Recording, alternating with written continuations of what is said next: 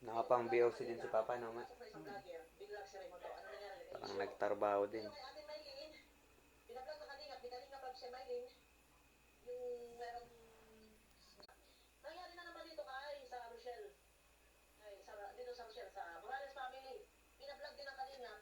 Meron nakikiblog-vlog din dito sa tatay, sa tito, sa mga kapatid ni Rachel. Ano pong nangyari? Sana yung manisan. Huwag nangyayari yung mga ganong senaryo, yung mga ganong pangyayari. So dito ba? Pwede, magpasintabi, magpaalam. Hindi yun namalay na kahit binalikan ang binalikan. Kung sasabihin niyo po, ay merong sponsor na nagpapabigay para kay Ate Rhea, Ate ni John, ay ibibigay ko. Ay pwede naman po. Pero, naiwasan niya po GB. yung